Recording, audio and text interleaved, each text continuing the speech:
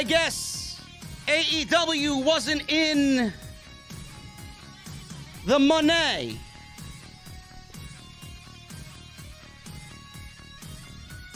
Listen, guys, I know you're disappointed. I know you're disappointed that Mercedes didn't show up tonight, but my goodness, man, what a show AEW put on. There's a lot to unpack here, man. MJF cuts a scathing promo on everybody in LA. We had a banger, and I mean a banger, between Takeshita and Bryan Danielson. A banger between Adam Page and Jon Moxley. A banger of a ladder match for the Trios Championships. AEW Dynamite in LA, man. They brought it. They brought it. But no Mercedes. Everybody thought Mercedes Moné was going to be all elite, and she did not show up. I'm going to tell you what I think is going on with Mercedes right here on OTS, and we're going to break down this Dynamite, which I thought was probably, it may be up there, man. It may be up there as the best AEW Dynamite that they've done so far. But Jesse and I are going to talk about it. This is the second stream today, man. We're tired, but we're excited, and we're glad that you're here.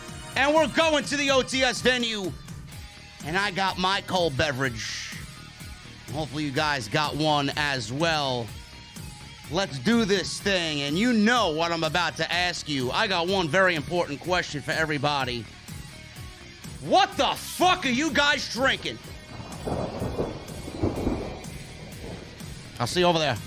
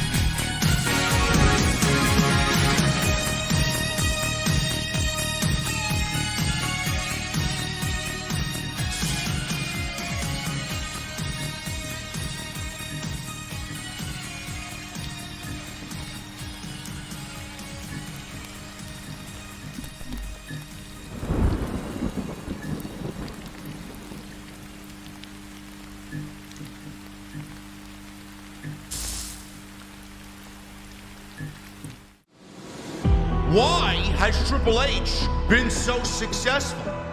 Why is Triple H running WWE better than Vince McMahon and Bruce Pritchard on Monday and Friday night? Long-term booking.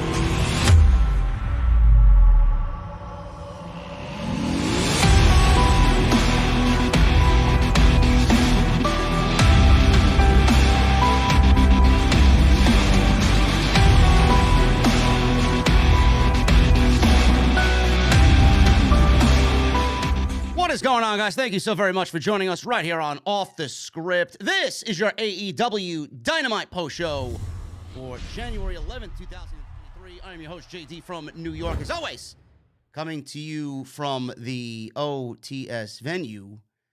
And I'm missing my partner. He must have gotten up and taken a shit. I don't know, where is he? This guy, I mean, listen, bro, where are you, man? We're 15 minutes into the fucking show, and I got no fucking co-host! This fucking guy. Oh, my goodness, man. Right on cue, bro. But listen, man, Listen, man, we were talking about how great you were, man. We missed you, man. Where'd you go? Man, fuck you. Oh, my goodness, man. We got a $100 super chat. Holy shit, from Matt the PW fan. Thank you so much, man. He says this was one of the best AEW Dynamite shows they've put on. Adam Cole is back, baby. Only part of the show I didn't like was the JAS segment. Mercedes Mone didn't debut tonight. I'd rather see her debut at Revolution, and she will lead a women's revolution in AEW. Oh, my goodness. Matt, thank you so much, brother. Your generosity is very much appreciated. Jesse, what's going on, man? What a Dynamite tonight, man. That may have been one of the best Dynamites that Tony Khan has ever put on. Yeah, I feel like we just said that, though. I see. Seemingly, it feels like that every time we have a mega show like this. Yeah, I don't think it was better than last week's. You thought last week's was better? But nonetheless, it's a damn good show. Very good show, man. And we're going to get right into it, guys. We don't want to waste any time tonight. And Jesse and I are both exhausted. We did a 2-hour live stream earlier going over the absolute fucking nightmarish situation over in Stamford, Connecticut.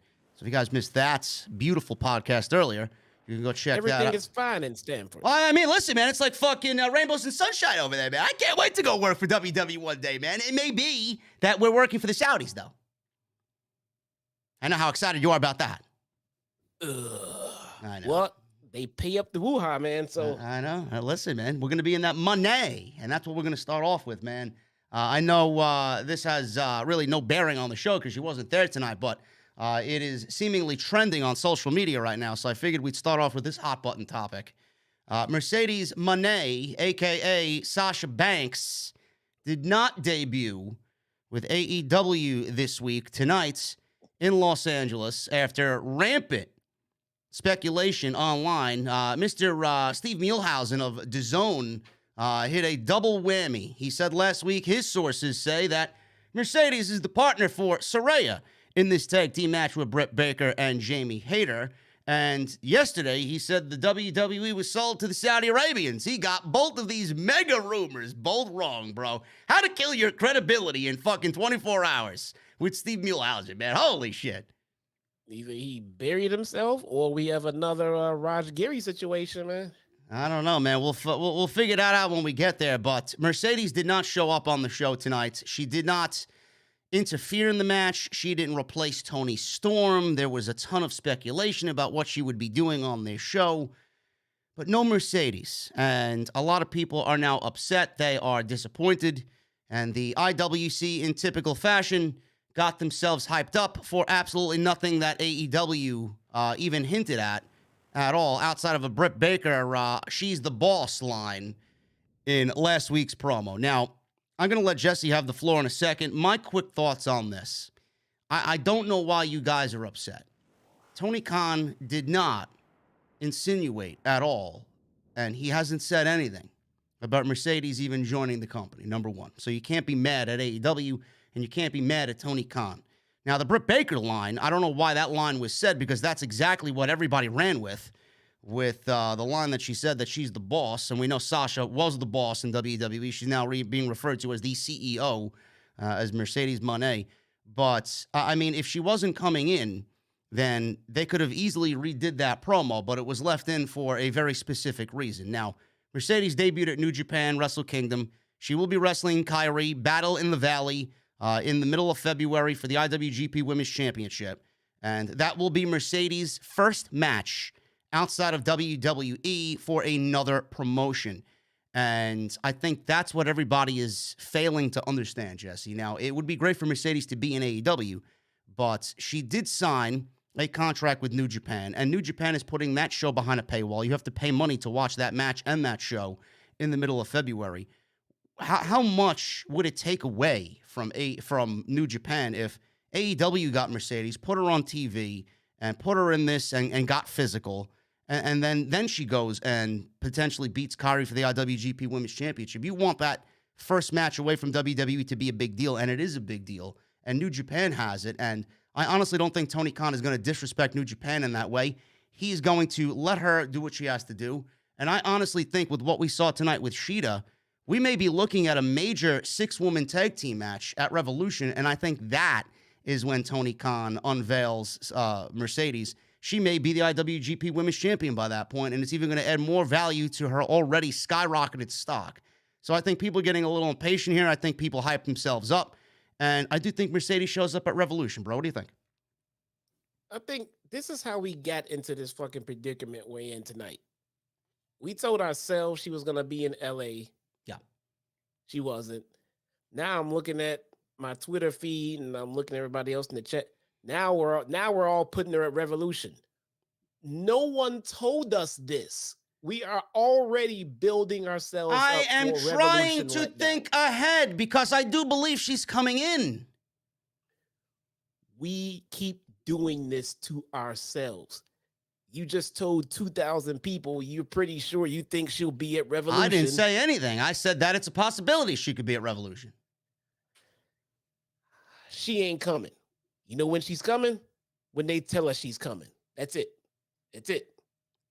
We keep building ourselves up for this letdown, man. That's what you got to say. And debuting her in here in the States will be way smarter than holding off until New Japan, because the people that see her debut here in the States and then she can promote her match with Kairi, that will get more views.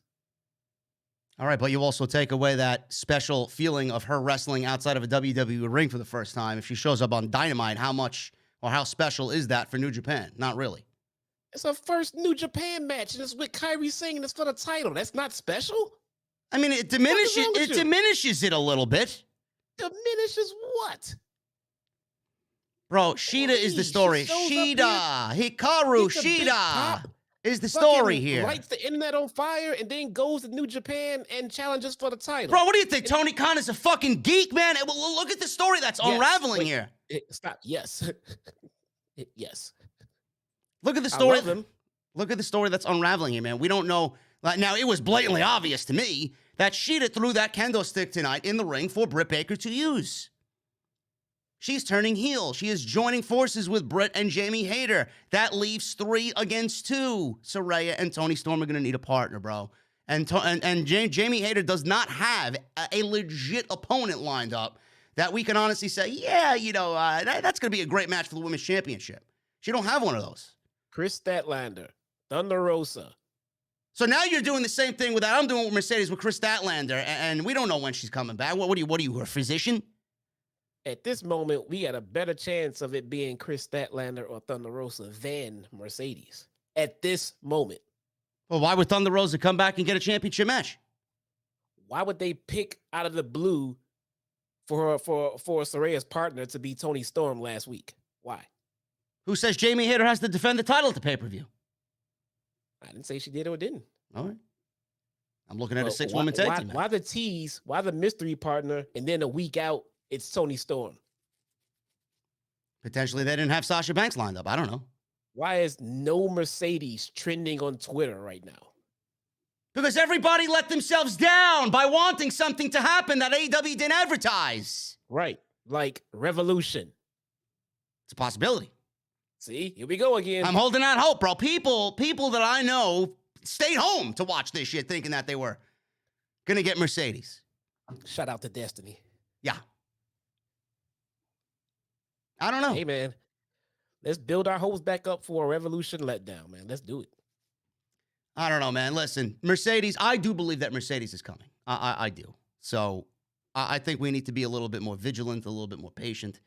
And she'll be here. I think she will be here. All joking aside, I do think that she'll be here. But a lot of people, and tonight was a big show, right? I mean, if you put Mercedes in the middle of that show and then you go off the air with those Trios Championships and that, there was a lot going on this show. I mean, it's something that could easily be overshadowed. You got to have it stand on its own. There was just so much packed into this show. Maybe he didn't want to do it tonight. Maybe they got a bigger plan. So I'm holding out hope. I do think that she is going to be in AEW, but a lot of people now got it trending. No Mercedes online, and then they are upset with AEW for not delivering something that they never really advertised anyway. They never promised us that. No. As much as I would love to hold them to the fire over the whole Christian Cage reveal and shit like that. They never promised us or insinuated we were getting Mercedes. Listen, Tony Khan is no fool. If he knows Mercedes is a free agent, you know for a fact that he's gotten at least a discussion or two out of her. Who knows who knows what she wants, bro? I mean, the rumor going around was that she didn't want a long-term commitment. You know, I mean, you can't bring someone like that in for 6 months and then lose them back to WWE. But, you know, he's going to at least ask for a year, you know, possibly 2, and she's only 30 years old. So, I mean, she's not going to be locked in for a fucking 7-year contract. So. No, and the fact that she's signed with New Japan means nothing. I get a New Japan superstar in AEW every other goddamn week. I mean, you got Kenny Omega in the IWGP United States Championship on AEW Dynamite. That means absolutely nothing. Yes, it means nothing. As far as I'm concerned, if she signs with New Japan, if she signed with ROH, if she signed with MLW, it's the same as being in AEW. Same goddamn thing. Yeah. They'll have her. So I think everybody needs to calm down, and we will see how this all progresses. And we got a nice little storyline being played out here. Which side is Shida on? It looked a little obvious to me that she's on Britt's side because I don't know why she would throw that kendo stick in the ring if not meant for Britt Baker to use. So we will see what happens with that faking of a, oh my God, I fucked up expression that she put on that the camera clearly got. So we will see what happens with that. But I'm excited to see where this story goes and if she does align herself with DMD and Jamie Hayter. The other big thing that happened tonight was the AEW Trios Championships, the finals, ladder match between the Elite and the Death Triangle. We have been through a roller coaster of emotions. Some people did not like the best of 7. Some people thought it was boring. Some people thought it was played out and it was too long. And the matches look the same. I got to give all 6 guys props. They absolutely fucking killed every one of these matches. I got to give Tony Khan props because he made the clear and right creative decision to make the last 3 matches in this best of 7, stipulation matches, and they all differed from one another. And the Elite, as predictable as it was going to be, Jesse, in Los Angeles, in the backyard of the Young Bucks, are now the AEW Trios champions. And I can only hope that we get the House of Black challenging the Elites going into the pay-per-view and beyond, because we need some new blood in the Trios tag team division, and I think the House of Black is right there waiting and willing to challenge the Elite. Well, it could have been a longer match, but, depending on, ladder matches and how brutal they can be, and with these 6 guys, I think it really went the proper distance, and they gave you a lot packed into that 12, 13 minutes. But I thought it was a great main event, Jesse, and we got the new champions, even though it was a predictable one. It was very predictable. I was not a fan of the concept of the series when it started. I've been documented on that one. Tonight's match was good. I will say, true to a 7-game series form, Game 6 was better than Game 7. I just think they had to rush too much and pack too much into a small amount of time tonight. Don't want to take away from what they went through, man. It was fucking great. I just think, Game 6 was better than Game 7. That's usually the case in 7-game NBA series, man. Yeah. It's like Game 6 is the killer. Game 7 is usually the walk away. Like it's over now, but I love what these 6 guys did here, man. It was a little bit, overbooked with the Abrihantes and the the Brandon Cutler thing, but it wasn't anything like crazy over the top. It wasn't like Jeff Jarrett overbooked, nothing like that. But it was a good match. It was fast, it was quick, it was compact. That's why I think the 6th one was better. But this served its purpose. It told its story. And yeah, I'm with you. I'm ready to move on to something else for those titles. Yeah, we don't know what that something else is, but I love what they did with this best of 7. I hope we don't see another one for a very long time, especially in a tag team capacity. But now these 6 guys, they killed it. We know how great they are, and I hope that the follow-up for both the Elite and the Death Triangle is a very good one for both of these teams in AEW. But it was a predictable main event. There really wasn't much. It was as expected with this type of environment from these 6 guys. Dives and fucking going through tables and pile drivers on ladder bridges and all this other shit. Like Jesse said, we got Alex Abrahantes in there. We got Brandon Cutler with the cold spray in there. It was a lot to digest, but in the end, I think, the ladder match giving away the Elite winning in LA, even though it was as predictable, I think it's going to go down as a memorable moment for AEW, even though it was a very hot-button topic and a very polarizing best of 7, because a lot of people didn't like it, a lot of people did. It will go down at the end of all this as a memorable thing, because AEW never did one, and it was a very risque decision to even do it in the trios capacity. So I give them credit, and there's literally no way. I mean, some of the people in the chat are ridiculous. There's no way you could look at these 6 guys and tell me that they had a bad match. I mean, it's just fucking stupid. No. I mean, give me a break. No, there was no bad match. Those are the levels of which one was best. That's all. Yes. So the Elite are the Trios champions, and I hope that the House of Black now can be moved into position, because they've been on TV and have been absolutely doing nothing. Move into position, and we get some matches with Kenny Omega and Buddy Matthews, Kenny Omega and Malachi Black, Brody King and Kenny Omega. There's a lot there. There's a lot there. Brody King and Buddy Matthews versus the Young Bucks. Yeah, I will say this, and maybe this becomes a little bit of an issue in the coming weeks, but I don't want to see these two teams wrestle any fucking more. No, me neither. I don't think anybody does. For a long time. So, with that being said, with the Elite moving on to possibly House of Black or whatever else they might have going on, what does Death Triangle do?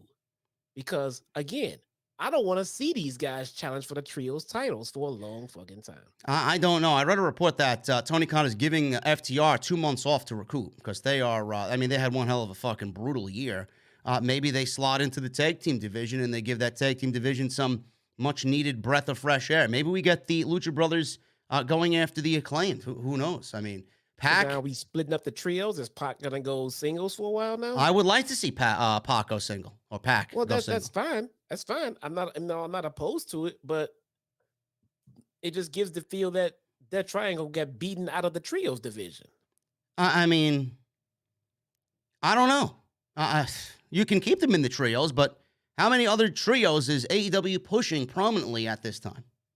Right. And do we have enough to see non-title feuds going on? No.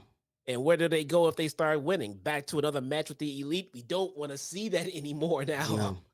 Yeah, it's a little bit of a, sticky situation there. I mean, I'd like to see Pac go after Darby Allin for the TNT title if possible. That'd be a great match. He's done the All-Atlantic thing.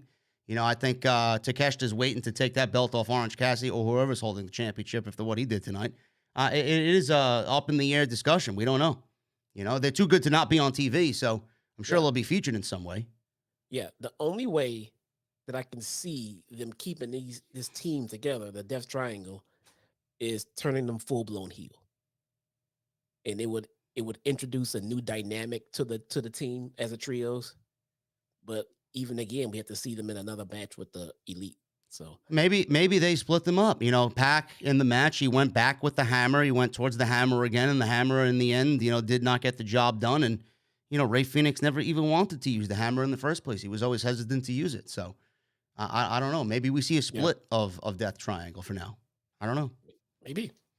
Anyway, the Elite win the titles. They are the new Trios champions, and we will see where all of this goes for those championships. Like I said, the House of Black should absolutely be the next team lined up to go against the Elites. We're going to talk about Takeshita. We're going to talk about Bryan. A banger, and I mean a fucking banger of a match between those two guys, as you would expect with those two talents. And then we got Jon Moxley and Hangman Adam Page to open the show, and then we'll talk about the ladies as well. They had a very good tag team match, and Saraya looked good out there, and Jamie Hayter is becoming ever so popular, man. A little bit more popular than Britt possibly out there. She's getting them pops, man. She's getting them pops, and she's got everything working for her, and she's one of Tony Brown's favorites, so we know. Jamie's awesome. We know. We're going to get into all that, ladies and gentlemen, quickly. Let me just go over a couple of usual things. Number one, follow me on social media at JDfromNY206, Twitter, Instagram, TikTok, Cameo. Links are down below in the description. You can follow Jesse on social media as well. As you see there, Chi-Town Smart. We just hit 48,000 followers on Twitter. Thank you guys very much. We blew past 48. We're now at 48.1. So thank you for all the support and all the new followers on the Bird app. And we hit 140,000 subscribers on YouTube. We blew past that today with the podcast earlier about Stephanie McMahon and the WWE sale to the Saudis. So thank you for 140,000. You guys are awesome, and you are already starting out the year with some rock and roll here on Off the Script. I really appreciate it. Make sure you guys go and hit that subscribe button down below. Become part of the family. Super chats are open. We'll go over them at the end of the show. Memberships are open. Hit that join button. Become a channel member right here on Off the Script. Badges, emotes, members-only chats on Sunday. You guys know the drill there. And go check out all the other videos, including today's live stream on Stephanie McMahon and the WWE sale to the Saudis that Jesse and I did. It is on the homepage, so you guys want to go check that out. It is all there for you. Jon Moxley, Adam Page, they opened up the show. Now, I thought that we were going to get a Takeshita versus Bryan open, but we got this, and I had no problems with that whatsoever. The story of this match all stemmed from Adam Page's concussion. They turned it into a storyline. So they took something that was not planned in the match and legit made it into a storyline here. And this was Adam Page's first match since that night. He did suffer a concussion from Jon Moxley and that big King Kong lariat. I thought this was one of the more genuine storylines going in AEW, Jesse, and it looks like with the ending of this match, we are going to continue that, because if you guys watched the match tonight and seen what happened, Adam Page showed some sympathy, and they kind of kept the concussion, angle going. Not so much with Adam Page, but now with what Page did to Moxley, as Doc Samson was in the ring after the match, and he was checking on Jon Moxley. So it looks like they're continuing that in what was a fantastic match to open the show. Both guys beat the shit out of each other. The crowd was big into it. Normally with these matches, two over baby faces like these two guys usually get one guy kind of playing heel and the other guy playing the baby face. They both played their normal positions here, their normal roles, and the crowd loved every minute of it, Jesse. This was a banger of an open, and I'd love to see another match. It is. You can tell that the work rate that they had, the match that they had laid out. Yep. You can tell they prepared for it, It feels like they needed a little bit of time to get comfortable with each other out there. And then once that happened, man, the match started flowing, man. I mean, this seems like it's going to be a championship match one day down the road. I'd love to see it again. Especially for something like that, yeah. So we got this match starting open, or starting Dynamite as the opening match here. Moxley, he was trying to set up Page in the corner, raked his back. He started biting his back as well, which is something new there. Moxley couldn't get an armbar, so he had a series of German suplexes. Moxley then went for the lariat. Page turned it into an exploder. He looked for a buckshot at Page, but Moxley sent him crashing into the guardrail. Now, there's new guardrails out on the outside. There's no more, old school steel barred guardrails. It looks like it's a solid, I don't know if it's not an LED, but it's a solid board on the side of the ring with the crowd. And it's got the new AEW logo on it with the new AEW colors. Last week, they had the old white and gold logo on the barricade, so they seemingly fixed that. So we got some new look. The new look for Dynamite continues here in week 2. So he went into that, and Page started to make a comeback. Lariat on the floor. Moxley turned Page inside out with another lariat in the ring. So they went really big on the lariats here. Yeah, it was a big lariat night altogether. I mean, even in the Takeshita Bryan match, and then even with the ladies, there was a ton of lariats. Moxley controlled the action throughout a commercial break, picture-in-picture, but Page battled back with a back suplex, lariat again. So both are slow to get to their feet with more forearms, trading back and forth. Page hit a fall-away slam, kip up. Moxley tried a German, but Page landed on his feet and leveled Moxley with another lariat. Moxley rolled outside, and Page hit a big-time moonsault off the top. He hit so hard that his momentum carried him into the guardrail on the outside. So, buckshot in the ring, missed. Moxley got a Death Rider. Page kicked out. Anvil elbows transitioned into a Bulldog choke. Moxley hit a big stalling pile driver. Page kicked out at 1 and no-sold the pile driver. Don't like that at all. I don't care who you are. Reason. I don't care who you are. You should not be kicking out at a 1 this late in the match off of a fucking pile driver. That's just me. I don't know. Yep. Crowd was in control behind Page. Moxley flipped off the fans. They didn't really care. They enjoyed it.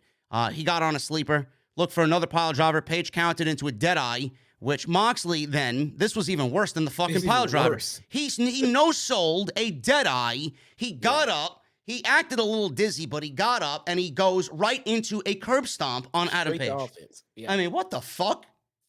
There's no reason behind it. I just didn't get that no sell at all. Me neither. I didn't get the no-sell of the pile driver, and I certainly didn't get the no-sell of the deadeye. It's almost like there was confusion after the deadeye. A little bit. So, after the deadeye, curb stomp, and they both collapsed. Forearms, headbutts, palm strikes, traded until Page hit another lariat, went for the buckshot lariat, and that was enough to put Moxley away, and he gets the victory. His first match in 85 days, and Adam Page was the right winner here against Jon Moxley. After the match was over, we had the referee and the trainer on the outside, Doc Sampson, or the doctor, rather. He went to go check on Moxley, and they kind of continued the storyline of the concussion. Now maybe Adam Page has delivered a buckshot lariat that has given Moxley himself a concussion and will keep Moxley out for a couple of weeks. So it's going to be interesting to see where they now take that storyline, seemingly flipped the script here with Moxley on the receiving end and Adam Page being the one to deliver. What do you think's going to happen there, bro? Moxley versus Hangman in a concussion match at Revolution. What the hell is a concussion match? First one with a concussion loses. Oh, give me a break. I don't know. I do think we get this, and this is a great way to, you can't Revolution's March 5th, and you can't really have this on weekly television. So, taking one of them off TV, at a time and selling the storyline, slow burning it until Revolution is a good idea. So I do think we get this match one last time at Revolution, and I think it'll even be a banger then. Yeah, I don't see why it wouldn't be. There needs to be a rubber match at some point for sure. Yes. So I'm guessing it'll be the pay-per-view. That does seem like a long time to stretch this out. But so let's see what they have planned with it. But I mean, logistics tell us, rubber match at the pay-per-view. Maybe a last man standing match. Yeah, there you go. That's the last man standing match between Adam Page, Hangman, and Jon Moxley. Sign me up. Yeah, there we go. Sign me up, man. Baby is back. Oh, my goodness. I didn't... what? No pop. That pop. Oh, that pop. Yes, it was fucking unbelievable. Tony Schiavone introduced Adam Cole from ringside. Fans went crazy. And he just stood there, just taking it all in, man. And he's been out since Forbidden Door. He had that championship match with Page and Okada and Jay White. So he's back. And he's in the ring, microphone. It's story time for everybody with Adam Cole.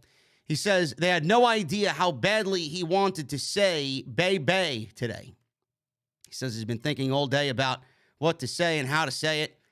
He said it's a good news, bad news situation. Now, I don't know what you guys were thinking, but I got kind of worried that he was going to come out and tell us that he's not going to be able to wrestle anymore. I don't know what you thought, Jesse. That's exactly what I was thinking, man. He was dressed in complete street clothes, and then you say you get good news and bad news, and you're out there randomly with a microphone, man. They kind of tugged at our heartstrings a little bit, and they got me because I was sitting there like, oh fuck, no. And he was emotional. He had those watery eyes about to leak out there. He said the good news is after all he's been through, he has a new appreciation for life. He's a new guy. He says, as a kid, all he wanted to do was become a pro wrestler. And this is where we got to think, where's this going? He says, it's great he got to do that, including in AEW in Los Angeles. Fans are chanting for Adam Cole, and they're chanting for AEW.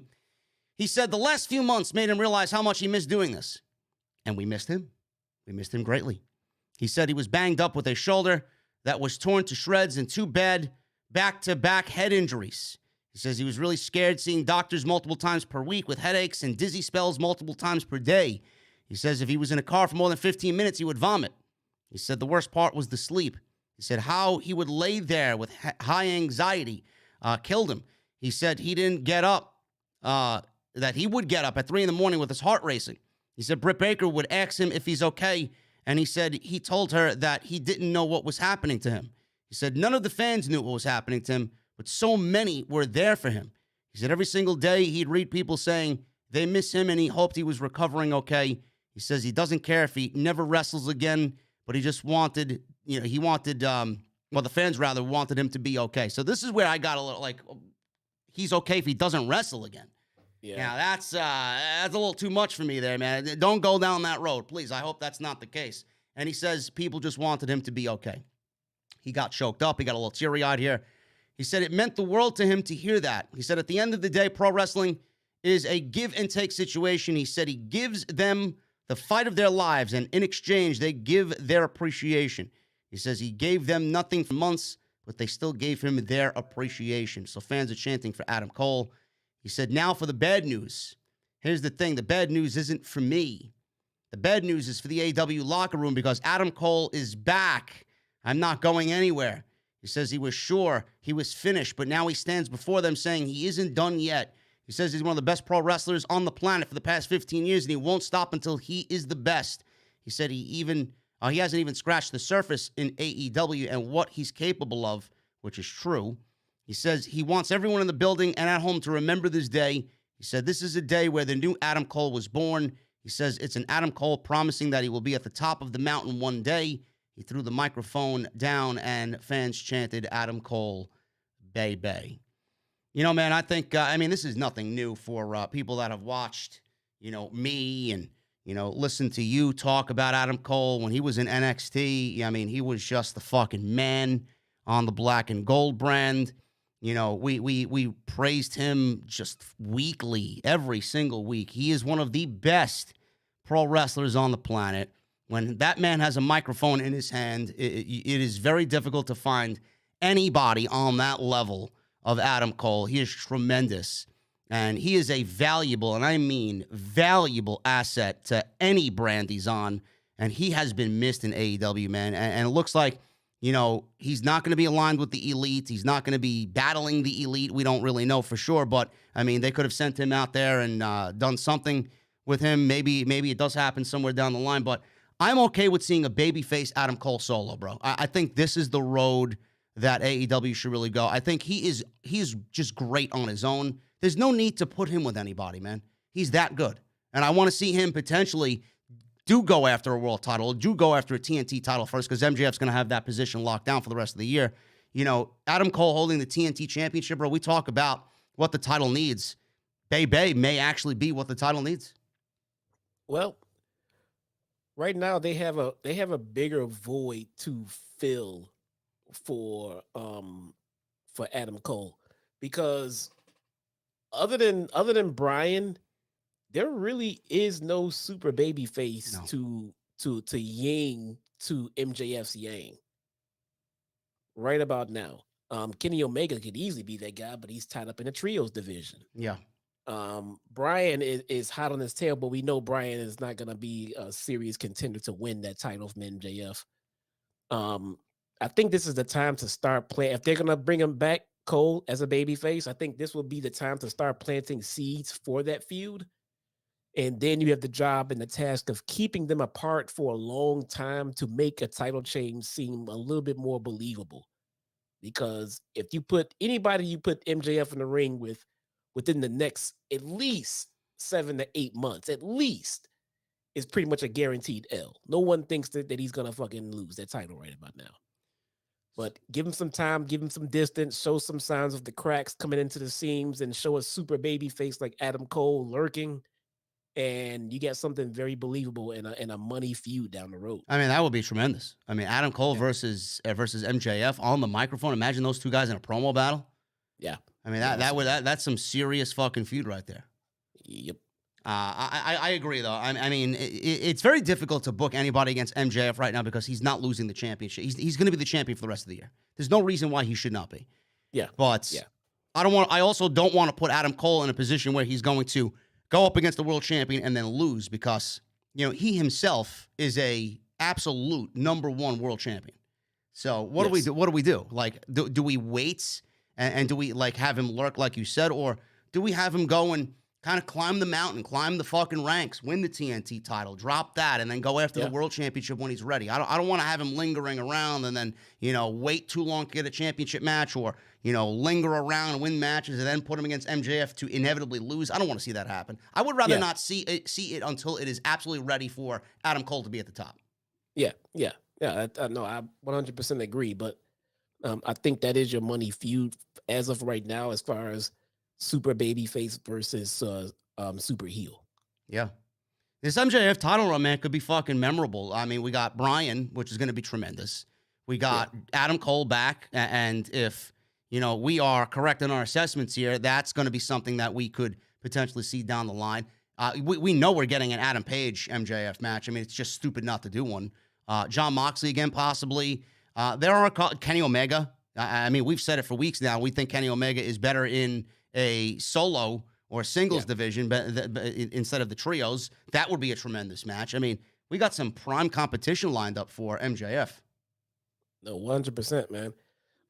We just got to align. We just got to align those stars. We can't just wait and then insert. We got to continue to build up and everything else. I mean, and I feel like it's important to say, because way often than it needs to be, we get rising stars that kind of fall to the wayside.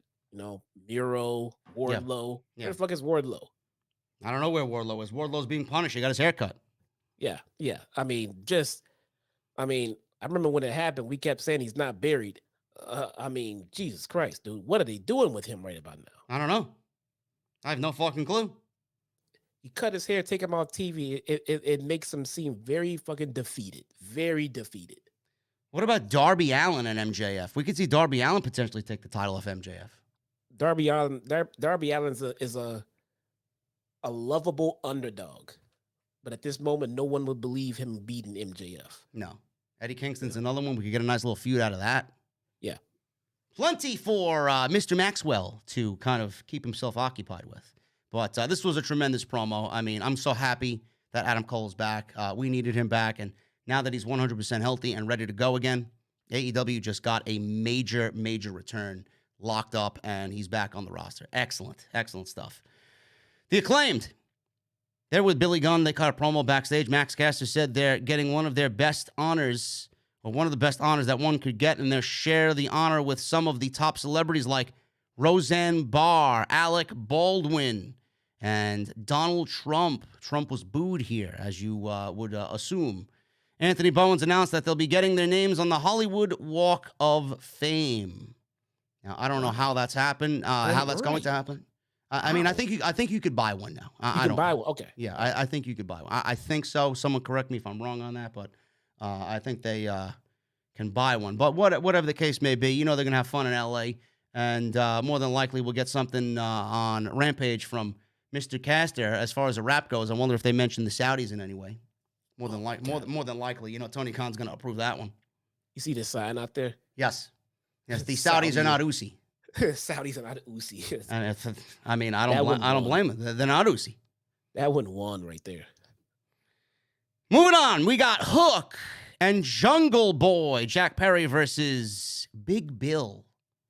His name is Bill, bro, and he's big. Yes, I know. I know. Lee Moriarty with Big Bill. Tag team match. This went about 8 minutes. This was pretty fun. I got to admit, this was pretty fun. I enjoyed this. And the big hook, no pun intended here, was Hook himself delivering a Tazplex to the big man, Big Bill. And Moriarty and Perry, they locked up. They traded corner strikes. And Perry hit a springboard arm drag into a drop kick. Hook took out Moriarty with a short arm scissor. Moriarty then was on the attack, or on the defensive, rather, from an attack, double team.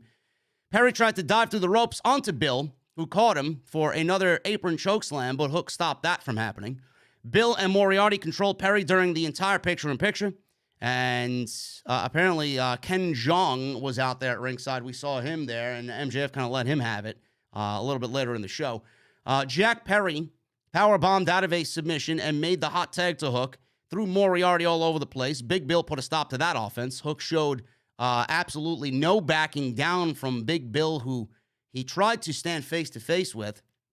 And he did a few attempts, and Big Bill said, no, it's not going to happen.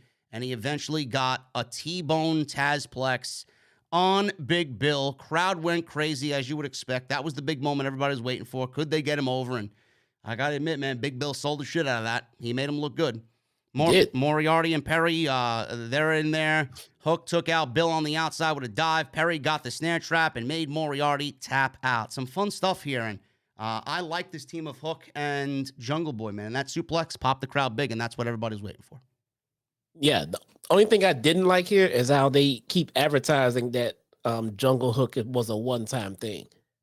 I think this needs to be where Hook stays for a little while.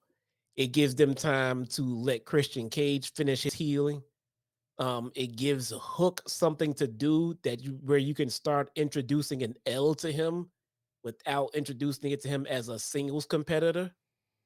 You can start blemishing that record a little bit, having them take tag team L's, put these guys in the tag team division. It gives Hook something to do that's credible, and it definitely gives Jungle Boy something to do until they can finish the Luchasaurus and Christian stories. I would love to see these guys stay in a tag team together. Yeah, me too. I think this is a good move. I really do. Big Bill, on the other hand, what do we do with Big Bill, bro? He looked good out there. The name's gonna hold him back.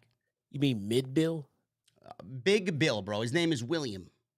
He's big, and you can't teach that, but he needs a new name. I saw Road Dogg said that he thinks Enzo would be a great manager. I think he said. I think Enzo would be a great pickup for AEW in general. I think Enzo's great. Enzo would be great. Picking up Enzo right now would be the equivalent to me saying, well, they get Roddy White, not Roddy White. They get Fish. So why not bring in Kyle? It was vice versa. They got Kyle. Why not bring in Fish, and then they got something for him to do? Yeah, same thing here. They got Bill by himself. It's not really gelling. Bring in Enzo, and you get money to be made right there. I'm genuinely surprised that Enzo has not landed somewhere. I really am. He's gonna have a bad stigma around certain people for whatever reason, but the man was proven innocent. So I don't know why anybody's still harboring fucking ill will based on that situation. The man went through the fucking trials and tribulations he needed to, and he was proven innocent. It was all bullshit. I would love to see Enzo and Cass back together in AEW. I think that would be tremendous. I don't think it was about his allegations. And the fact of the matter is he's an asshole. Well, so is MJF. Yeah, but MJF is way more over. Someone says Enzo is in MLW. Okay. So all right. Well, I don't watch MLW. Pardon me. There's so much fucking wrestling I watch during the week. I'm gonna add MLW to the fucking list of things to do. Yeah, no. Right? If I come across it on beIN Sports while I'm half asleep, then I'll watch it. But no, sorry. But I think Enzo would be a great pickup. I like that. Yeah, it'd be pretty good. Renee Paquette interviewed Orange Cassidy and Danhausen. We got this guy, Paul Walter Hauser. I've never heard of him before. I don't know who he is or where he's from or what he's a part of. That's how out of touch I am. Huh? Karate Kai, man. Who? Cobra Kai. Bro, I don't watch Cobra Kai. I haven't watched a Cobra Kai episode. Not one. And you're looking at me like I got 6 fucking eyeballs. Bro, listen, you don't know who you're talking to, bro. No Cobra Kai, no Star Wars. No Star Wars is perfectly fine. But no Cobra Kai. You have not watched any of the... Oh, my God. No.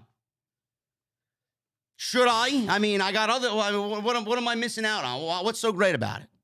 Bro, just move on with the fucking... How have you not watched Cobra Kai? Bro, this is the same. You're talking to the same guy that you turned on to Breaking Bad, bro. I don't watch a lot of television. Man, dog. I don't. I'm not a big movie guy. I'm not a big TV guy. Well, I like what I like, and I'll watch what I like. I don't know. He was on Thunder Rosa's taco vlog before. He's a taco-loving patron. Fun fact, he's a big AEW fan, man. There you go. Freddie Prinze Jr. is a big AEW fan, too. He was in the crowd. There you go. He was there, too, man. Well, he's got a Golden Globe briefcase. I don't know. I guess it's a Golden Globe in there. He didn't want to hold it up. Or open it up. He didn't want to, ruin the surprise. He's like, yeah, we'll open it up on Rampage. I'm not going to be watching Rampage. I mean, it's just open it up now. I don't give a fuck. No, open it up now, bro. So, apparently Danhausen asked what's in the box. Hauser asked if things were good with the best friends because Orange Cassidy was there. In walked Trent and Chuck Taylor. Yep, everybody's good. And Danhausen said, well, your name sounds very familiar like mine. And then this guy says, yeah, we possibly could be brothers. Imagine being brothers with Danhausen, bro. Be rough, man. I know. Imagine that Lord. Thanksgiving dinner, man. Holy shit. No shit. This was a waste of time. I don't care. They always seemingly put Orange Cassidy and the best friends in these fucking ridiculous, lame, cringy segments. I don't know why.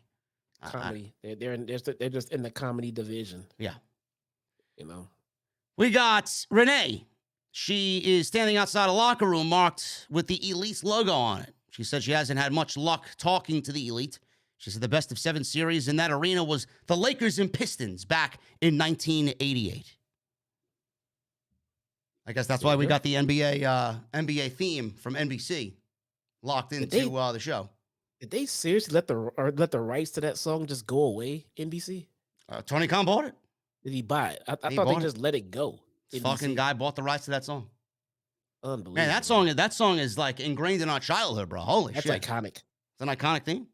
I remember watching some of the best fucking basketball I've ever seen in my life behind that theme music, man. It's just fucking incredible. I know. Anyway, we move on from that, and we go into the next segment, which this was tremendous. A lot of people are blasting MJF now as a racist online. I don't know what he said that was anywhere close to racist, but we'll figure it out here.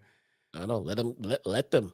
This is what he does. This is exactly what he does. You're mad at somebody for him playing a character on TV. Good. And you know exactly. I mean, this is not the most outlandish that MJF has even touched, really. I mean, I don't know what was so bad here. This was more like Comedy Hour than anything to me. Konosuke Takeshita. Yeah, what happened?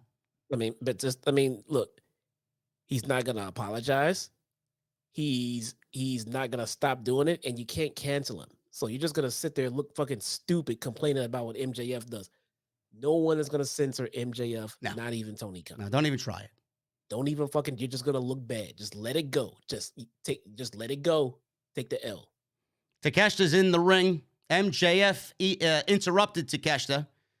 So Danielson was waiting to come out here.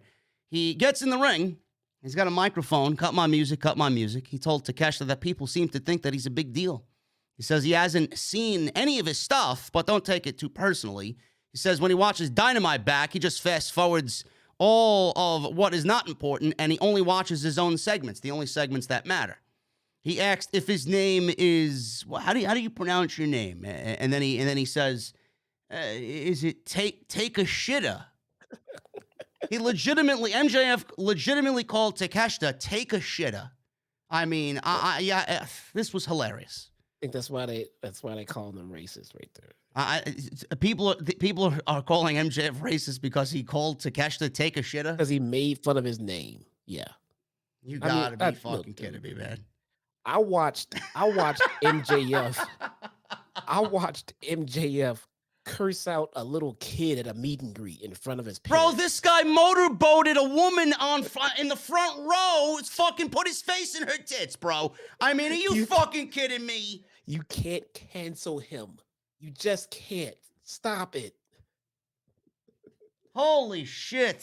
That was hilarious. Take a shitter.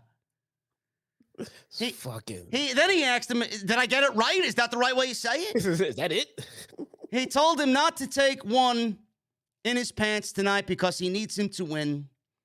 Takeshita fired back some words in Japanese. Fans got excited about that. MJF said, well, I thought Danielson was a bad speaker. He told Takeshita, around here we talk American. I guess that's also what that's what did him in too. What a dick. Around here we talk American. Takeshita then said, I said kiss my ass. So Takeshita speaks pretty good English. Yeah, he does. You know, so I don't know what's such a hot button fucking subject here. He told Takeshita we speak American around here. But let me tell you something. Takeshita speaks English. He's not speaking Japanese. I hear he's acclimating very well to American culture. Yes, he is. I mean, you just follow him on Twitter, man. He's all over the place. Yes, it's awesome. Shopping at Sam's Club and fucking, he's got himself a beautiful new puppy. It's great. It's awesome. It's good to hear. It's really good to hear.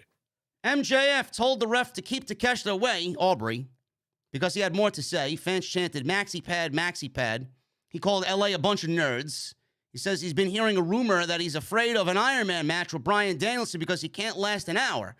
Then he says that they should ask their mommies and their sister and their skank girlfriends just how long he can last, and he's thrusting his hips and gyrating like Ravishing Rick Rude out there with the world title around his waist.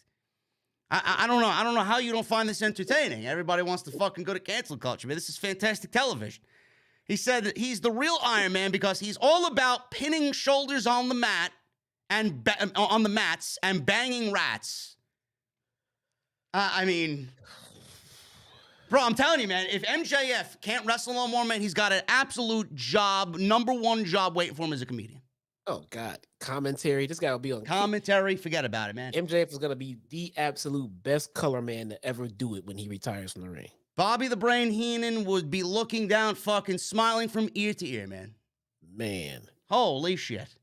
He asked if fans actually really like Danielson. He said it makes sense because, like Danielson, they're all irrelevant. And then he started to point out all these celebrities in the crowd. He pointed out Ken Jeong, who was present there. You guys know him from The Hangover. They showed him at ringside. He said his fame peaked 20 years ago in The Hangover. He said his Dr. Ken show on ABC. Yeah, I can't wait to watch the next episode of the next season. Oh, yeah, that's right. We can't. It's canceled. And then Jeong is out there. He's looking angrily on an MJF. You know, this is what MJF does. You can't really be mad at him. And then MJF's looked over at Freddie Prinze Jr., who was also in the house, man. He was drinking a large cold beverage out there, Freddie. Yo, Freddie, if you need a play-by-play, bro, call me for the new promotion, right? I'm readily available, bro, okay? MJF, he's in the ring, and we get a Freddie chant. And he's like, a Freddie chant in L.A., really? I mean, this is what you people do around here? So he can't believe there's a Freddie chant. He said, I was born in 1996, so he doesn't remember when Prinze was a meaningful actor. He said all he remembers is when Freddie was the sidekick to a talking CGI dog, a.k.a. Scooby-Doo. You ain't nothing but a Scooby-Dooby douchebag, says MJF. Reggie? Fucking guy. Oh, Reggie? Cancel him. What is wrong with people? I don't know, man. What is wrong with people, man? He said there won't be an Iron Man match because his name is MJF. And then as he did his catchphrase, Danielson ran out and interrupted MJF.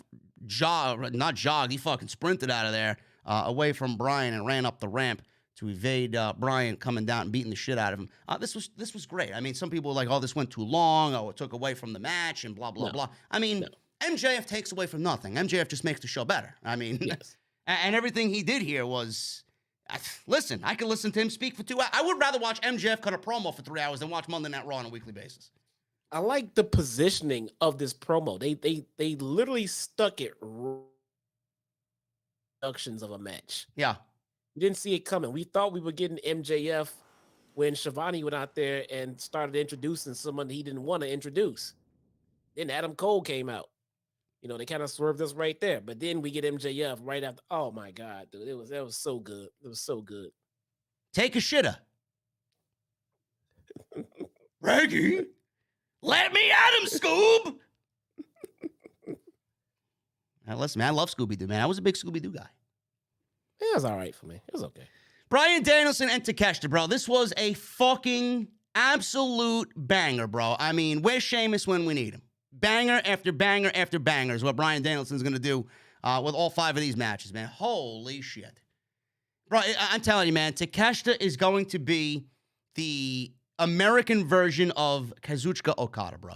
He is just tremendous. Everything he does is just so good, bro. I mean, I can't, like, I know when I see a good wrestler, man, I love a good pro. Takeshita is fucking incredible. He really is. It feels like they're trying to push him to that point. I mean, as a matter of absolute fact. I'm okay with that. I just really hope they take it easy.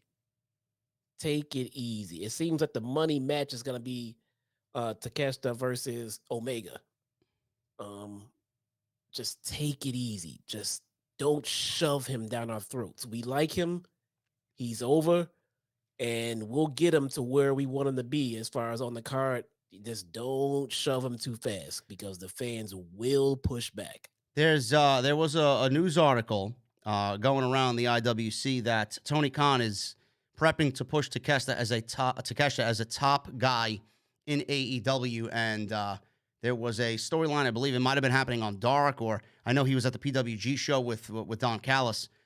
Something going on there with Don Callis, maybe possibly him recruiting Takeshita. And I mean, if that's the case, bro, he needs to start winning. I know he lost this match, and you knew he was going to lose this match because it's going to be Bryan and MJF at the pay-per-view. But after tonight, bro, this man needs to start winning matches.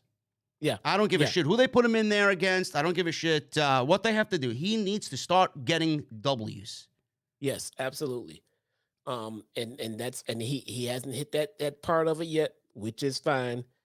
They're already making it a slow burn. Perfect. Let's get a title on him at some point in the spring coming up. Yeah. Like you mentioned, the All Atlantic Championship.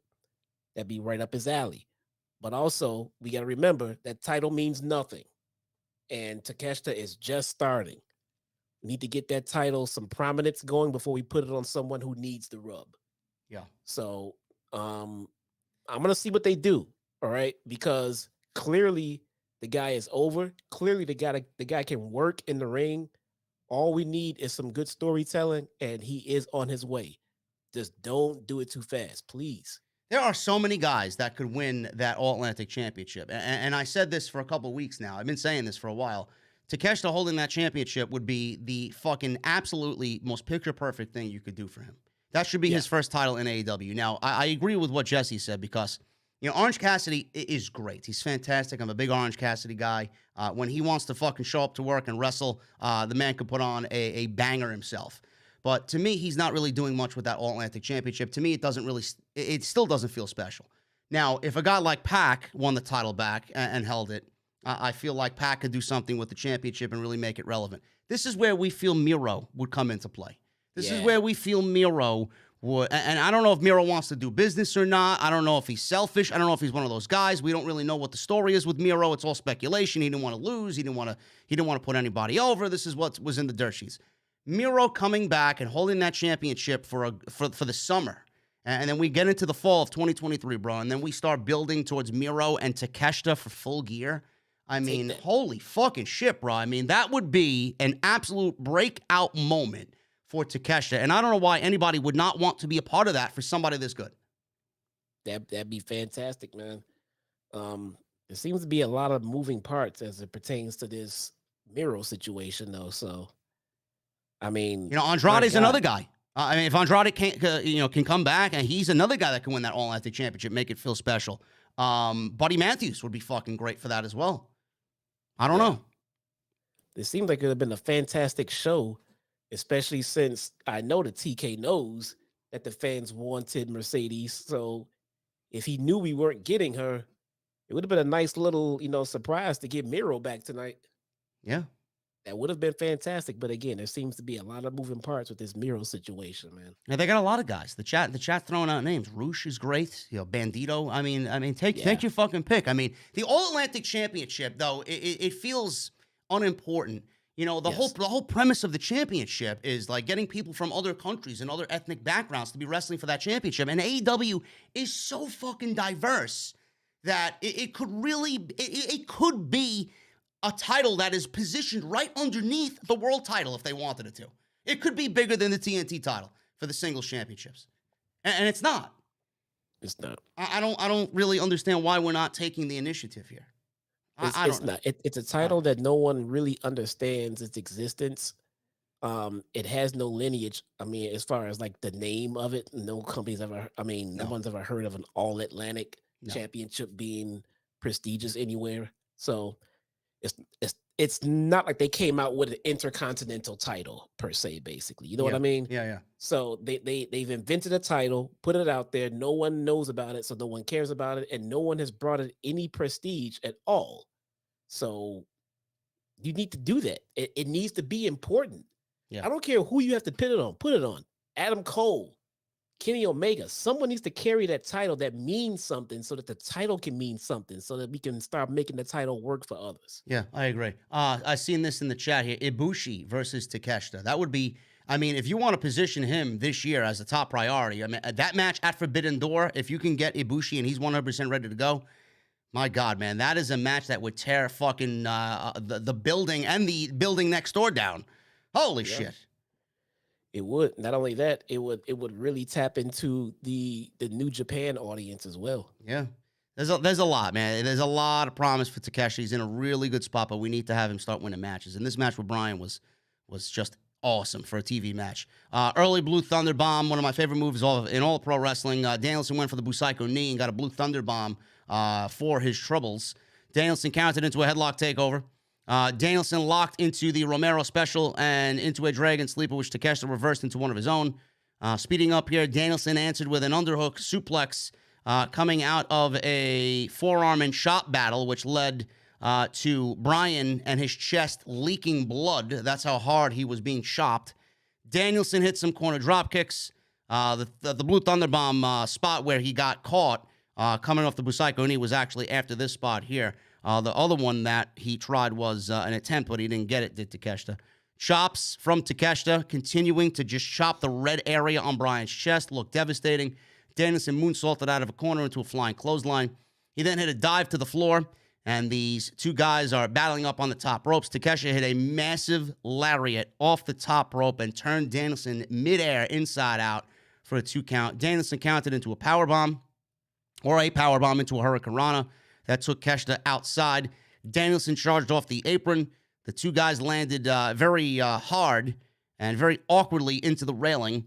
Danielson then limped to get up. He threw a kick, but Takeshita blocked into a brainbuster on the floor. That looked fucking brutal. Takeshita tried for a senton atomico off the ropes. Danielson got the knees up into the label lock, and Takeshita got the rope break. Danielson fired off some kicks, but Takeshita blocked a big home run kick, the final yes kick there. And they went into another forearm battle, throwing strikes left and right. Big forearms, a discus lariat turned Danielson inside out again. Takeshita missed a charging knee, and Danielson got some anvil elbows. Takeshita battled back by dropping Danielson on his head into a German suplex, and he got a near fall out of that. He went for another, but Danielson landed on his feet into the Busaiku knee. That only got a 2 count. Crowd at this point, legitimately, all the hard camera crowd was on their feet here. Crowd was going crazy. Danielson stomped down with the boots, got the regal stretch. Takeshita went unconscious, and that was the end of the match. So he didn't take a pinfall. He did not lose. That is something to be very wary of there. He went unconscious, and that is a great way to protect him here in what I thought was, and what will be probably one of the best TV matches that AEW puts on all year. This was fantastic. It is fantastic. I think it'll go down as far as being a memorable moment, the first time that they met and everything else. And Tony says he has big things in the works for Takeshita, and I believe him.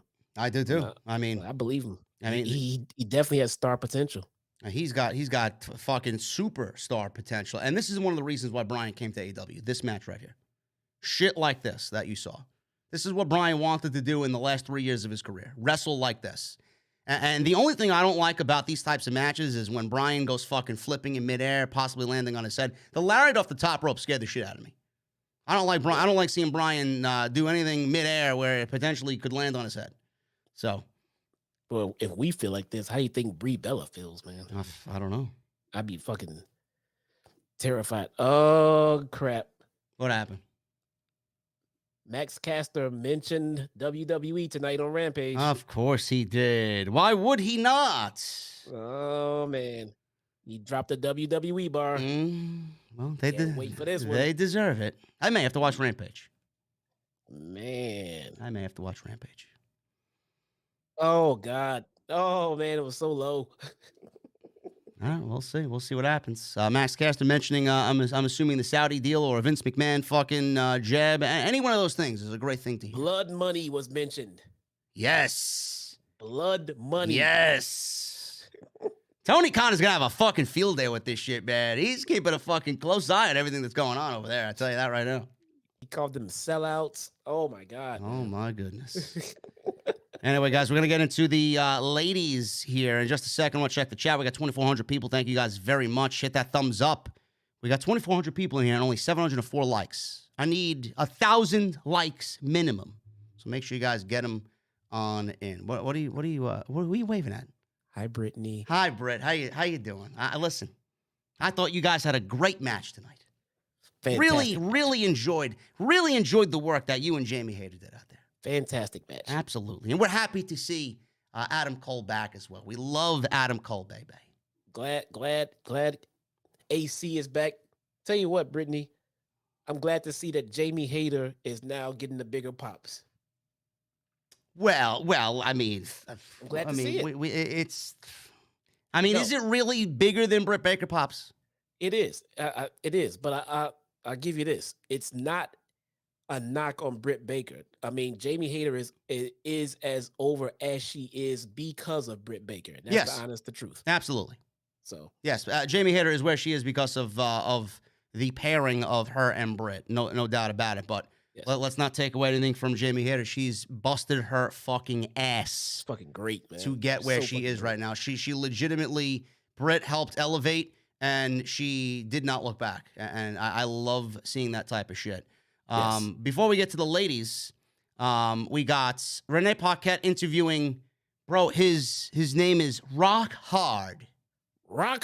Juice Rob. Juice Storm. Bro, I listen, man, I don't want to get canceled or anything, man. I need to know what makes him Rock Hard. Juice What is with the Rock Hard Juice Robinson are you telling me if you went home to what Juice Robinson goes home to, you wouldn't be Rock Hard JD? Listen, man. I Blue mean, Chew would be all over you, bro. Why would you need Blue Chew is what I'm asking. Man. I mean, if you put it that way, I mean, I see your point, okay? I'm not gonna really say anything more, man. I mean, maybe that's the reason. I don't know. But I'd love to know, where'd the Rock Hard come from? Is he a fan? Is he a rock collector, bro? Is he a fan of The Rock? I mean, no. Does he like rock and roll? I mean, what is it? What is it? He gets Rock Hard. Is his favorite type of Pokemon the rock Pokemon or the ground Pokemon? I don't know. He gets Rock Hard when she does that hip attack. All right, listen, bro, you're taking it too far, bro. Brit's watching. She's probably fucking thinking you're a loser. I mean, come on, bro. I am a loser, but come on. Why is Juice Robinson Rock Hard? We know why he's Rock Hard. I don't know. Maybe it's an inside thing that we don't get. I don't know. Juice Robinson's back. He's challenging. An inside thing. He's challenging Darby Allin for the TNT title on Rampage. We got Issa in the chat. Happy birthday! Happy birthday! Yeah! Issa. What's going on? I'm in New Jersey. I don't have my actual roadcaster hooked up. Happy birthday, Issa. I'd actually sing you happy birthday, but I got no fucking voice after today. Guys, we need a flood, a spam of birthday cake emojis in the chat. I want to see everybody in this fucking chat give me a birthday cake emoji for NYC Demon Diva. Let's go. There you go. Anyway, Juice Robinson, Darby Allin, Rampage TNT title. Should be decent, but whatever. Not going to really jump out of my seat to go watch Juice Robinson on Rampage Friday night. The ladies, Jamie Hayter and Britt Baker with Rebel. They went and teamed together against Saraya and Toni Storm. Now, the whole thing here was Shida. Shida, where is she going to be aligned? Is she going to come out and attack? Are we going to see Mercedes? Is she going to take out Toni Storm after the match? Are we going to see Mercedes? I don't know. We didn't know what was going on, but we knew something fishy was going to go down here. So Jamie Hayter got a big ovation in Los Angeles, and there is a back and forth between Hayter and Toni Storm. I'd love to see another rematch between these two. They work very well together. Jamie Hayter was sent outside. Saraya hit a big flip off the apron. Back inside, Saraya started going at it with Hayter. And she was screaming that it's her house. I wonder if she does that to her Ronnie Radke, her boyfriend, bro. She's at home. This is my house. This is my house. And she wakes up in the morning. This is my house. I don't know. Saraya looked good out there. It was a little bit too much. A little bit too much. I mean, could it really be her house, bro? She's been here for 2 matches. It's been 10 minutes since she owns the house. Listen, man. I don't know. Maybe she got rent free. I don't know. I guess, man. So she's in there, and she's looking good. Saraya looked good out there. Hayter blocked the double suplex from Saraya, and Storm hit both of them with one of her own. And you wonder why Jamie Hayter is so over. Storm was sent to the apron where Baker laid her out with a spinning neck breaker off the edge of the ring. Hayter and Baker, they were double teaming Storm and Saraya here, slamming both ladies into the guardrails. Hikaru Shida made her way to ringside. We go to commercial break. She's carrying her kendo stick. So Storm was isolated through a commercial break. Saraya made the hot tag, ran wild, hit Baker with a Page Turner that she now calls the nightcap. I see what you did there. That's great. These nice play on words here. Baker tried an air raid crash, but Saraya countered into a knee to the face. Storm hit the hip attack, the sweet chic music. Maybe that, I guess that's what makes Juice. There you go. It is what it is. You know what I would have did for Saraya's move instead of nightcap? Page Turner. It was the Page Turner when she was Paige. Now it's the nightcap because she's Saraya Knight. That's what it was. Then why change it? Why are you going to have a move named after your old WWE alias?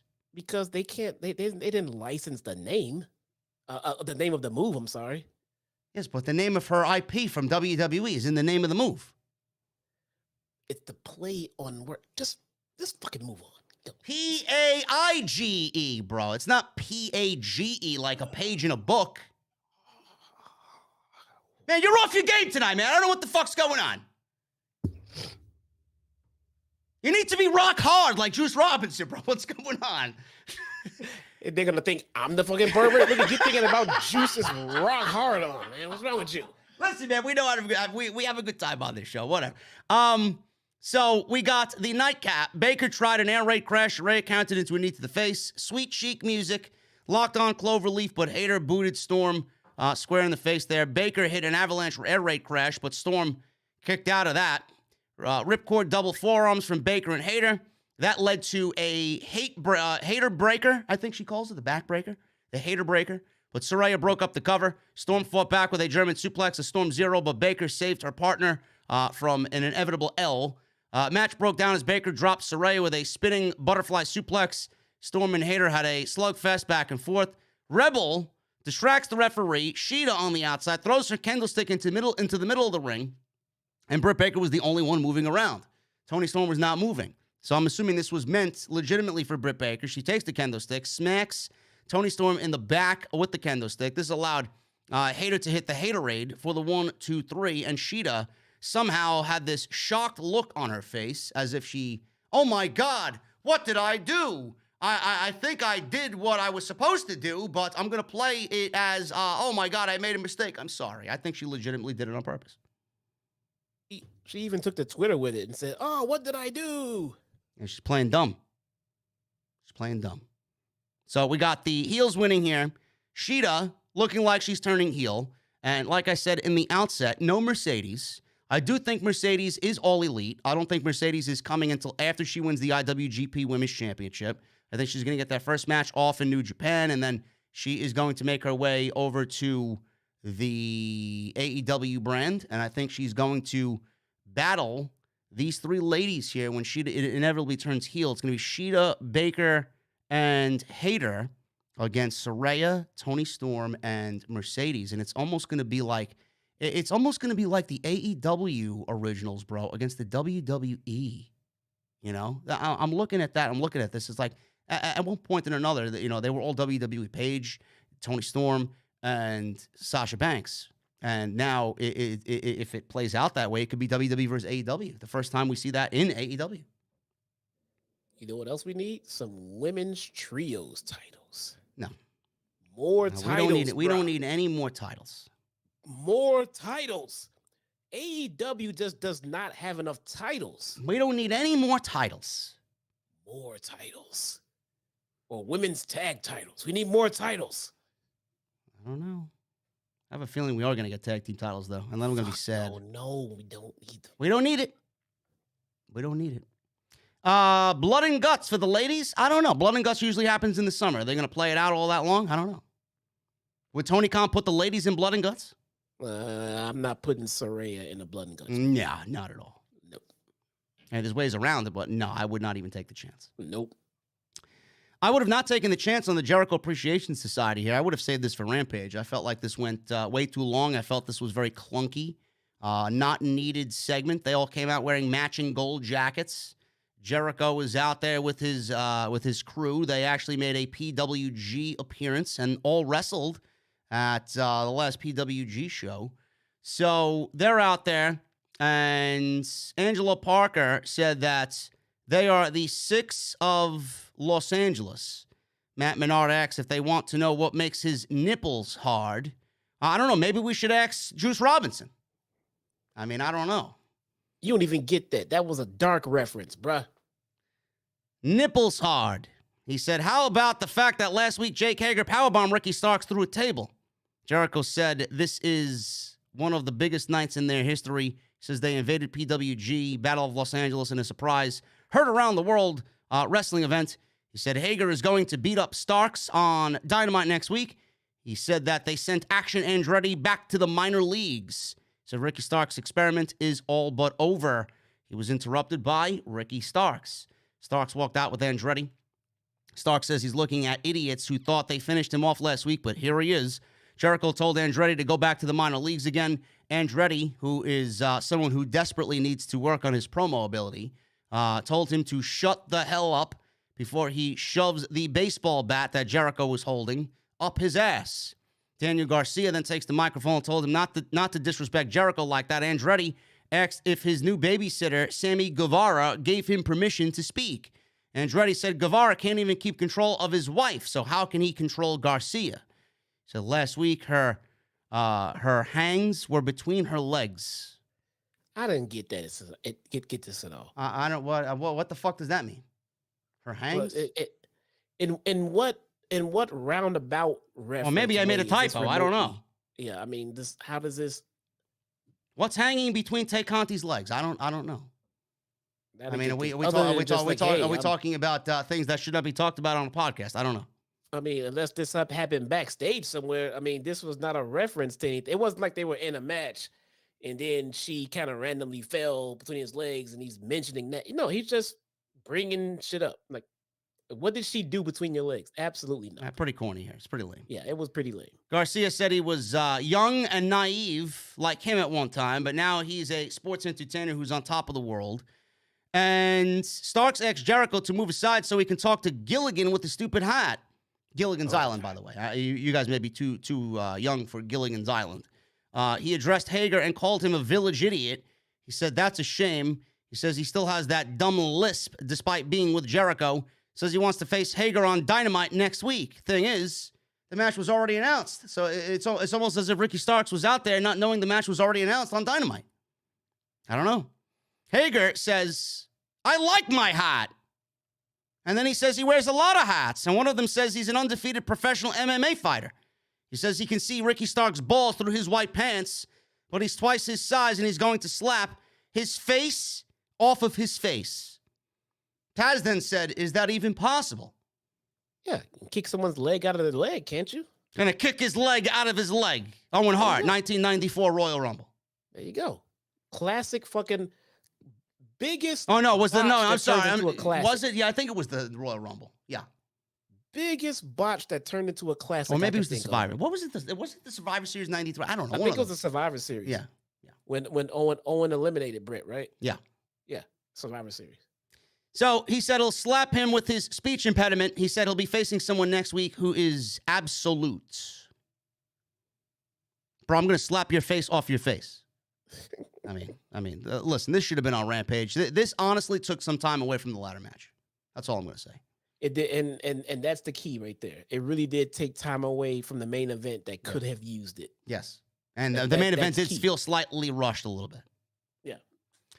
So, Andretti here. I don't know what they're doing with. First of all, I like that Ricky Starks on television. Nice there. We got him on a segment. Great. We got the momentum continuing to build.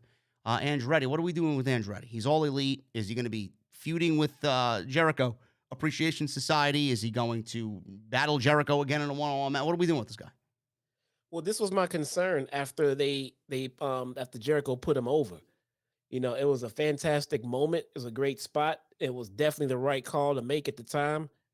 But you need to have a plan on what to do with him after the fact, because now we're just waiting for this thing with Jericho to end, and then what's next for him? I don't see a way for Andretti to continue this kind of momentum on any level by himself. Unfortunately, even though the group is so fucking big, I think the best thing for Andretti in the JAS. You want him to join the Jericho Appreciation Society? Yeah, because it keeps him attached to Jericho on some level without having them feud with him forever. Yeah. So it can be a turn, in some way or another. Maybe a turn on Ricky at some point when he joins the JAS. But like I said, the group is already fucking humongous. I mean, there's too many people. I mean, starting with Anna Jay, she does not need to be there. She does not need to be there. But as far as so Andretti has no mic skills. He has nothing going for him as far as momentum, except the fact that he beat Jericho. He can't just keep beating Jericho. Once Jericho beats him back, what are we doing with him at that point? I don't know. The only thing I can see doing with him that would remain interesting is if he turns and ends up with Jericho. I kind of like the idea. I don't know, but we'll see. This is what we were afraid of. Andretti having no follow-up, and it looks like there is no real follow-up here. Yeah. Got that hot match, which was a career moment for the kid, and then nothing. Yep. We got the main event. We got the Escalera de la Muerte ladder match. Best of 7 series here. Game 7 between the Elite and the Death Triangle. This was, as you would expect with these 6 men. Omega was wearing the IWGP United States Championship that he won from Will Ospreay at Wrestle Kingdom 17. I do think that we get that rematch at Forbidden Door. That's my prediction. We're going to get that match, and hopefully they are well-healed before then to give us another banger. I think Meltzer gave this one close to 7 stars, to be honest with you. Really? Yeah. Yeah, I haven't watched it yet. Heard it was amazing. Maybe match of the year already. I got to watch it, too. So we got this thing starting as you would expect. I mean, there's just brawls all over the place. Penta, backstabber with Ray Phoenix on Matt. Pac and Penta hit a slingshot cutter. Phoenix hit a top rope frog splash on Matt. Phoenix cleared a ladder held by Penta and Pac and took out Omega with a dive. Things started to slow down a little bit. Pac originally cut off Omega, who answered with a Snapdragon. He then goes for a Terminator dive. Pac moved, and Omega went through a table on the outside. That looked like it sucked. Matt Jackson did a crossbody off the top rope onto Pac through a table on the outside. We go to commercial break, and like I said, things kind of slowed down a little bit during the picture-in-picture. Penta and Matt had a tug-of-war with the ladder until Penta got trapped in a corner. Nick hit a top rope springboard dive on Phoenix. Penta tried to take out Matt, who had a backdrop onto a ladder that was set up.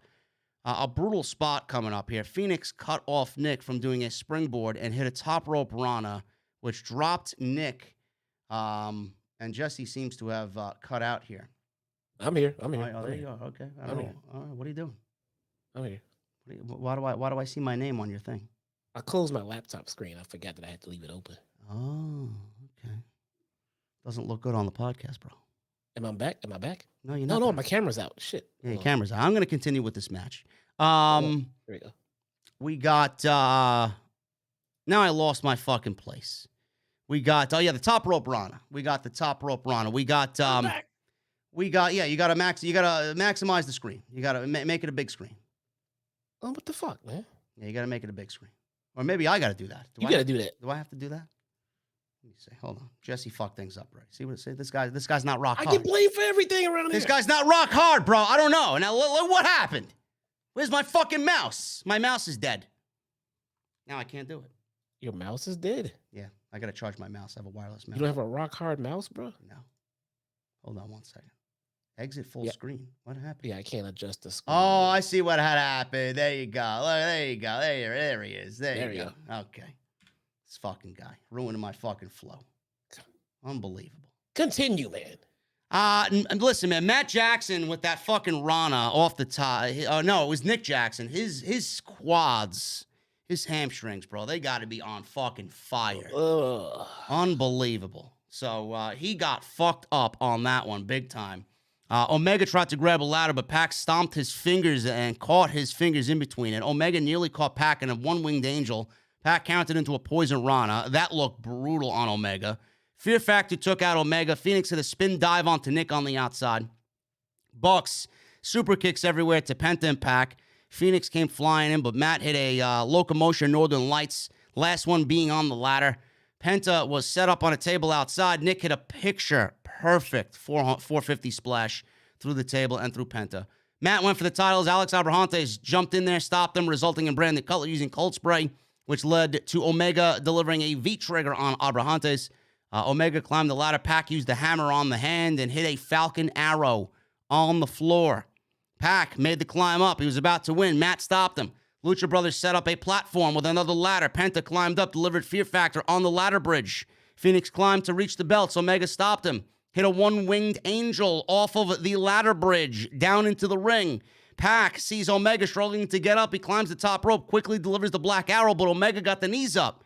Omega slowly climbs the ladder, pulls down one of the titles, and the Elite win Game 7 and are the new Trios champions. And that's it. That's the way Dynamite went off the air. Excellent show. So much action on this show. Wasn't perfect, but my God, man, what a fucking Dynamite tonight. They are absolutely on fire, man. Loving it.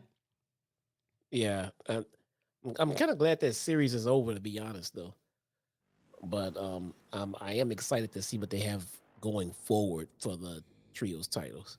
I remember being very excited about these Trios titles. Now we're sitting here trying to come up with more things for them, and there shouldn't be. There's plenty of factions going around and everything. Yeah. You know? Anyway, guys, that's all we got for you here tonight. This is the second stream of the day. We are toast. We are toast, man. 2 hours here, 2 hours of Dynamite, and then 2 hours earlier. Oh, my goodness, man. Full work day here. Yeah, man, I'm done. Yeah. I do this every fucking day. I don't know how. I don't know how either. I spent no bullshit. I don't know if my wife is here. I spent about 9 hours in this office just working on the channel. I mean, my whole I got done working in the office, then I streamed dark, then my day was over. I had the kids and I had dinner and everything else. Like, I don't know how you fucking do it, man. I don't know.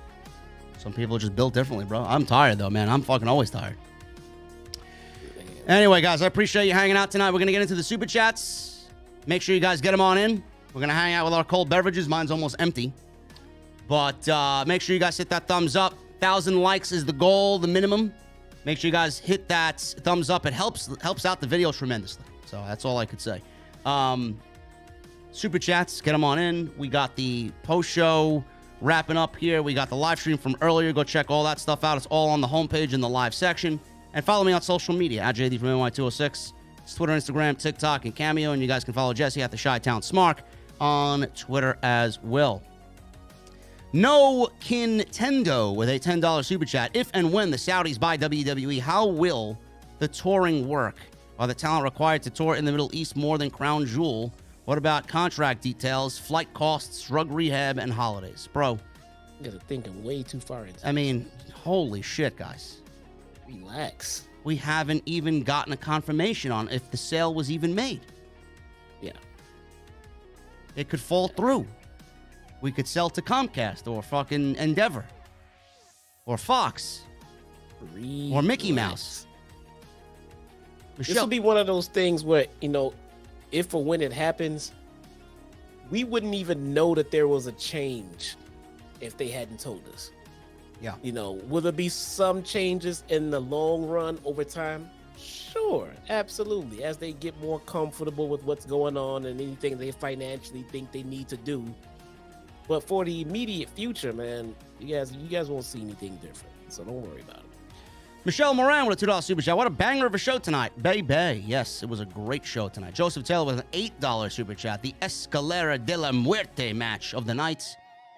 JD and Jesse, 4 dream opponents for Kenny Omega if Kenny ever wanted to go to WWE. Roman. John Cena. Randy Orton. And Seth Rollins. Tony Brown with a $4.99. Sweet booty meat. Yes. I mean, AEW's got the prime selection of booty meat. Can't go wrong. Man. Dom Wapo with a 199. The elites. Yes. Excellent stuff tonight by all 6 guys. Always. I don't know why the Young Bucks get so much hate, man. It's fucking ridiculous to me. Paul Van Tassel. Easy. Yeah. Why is it easy? You're gonna have your diehards, man. It doesn't matter who it is. They're gonna hate anything AEW and vice versa. You know, the diehard AEW is gonna hate everything WWE. I don't know why it's that way, but it is. Yep. Paul Van Tassel with 25 months. He's got his golden microphone. I love to see it, brother. Vince McMahon is the face of evil, and Jon Moxley is AEW's version of Stone Cold Steve Austin. Yes. Holy shit. What? We get Willie Mack on Dark.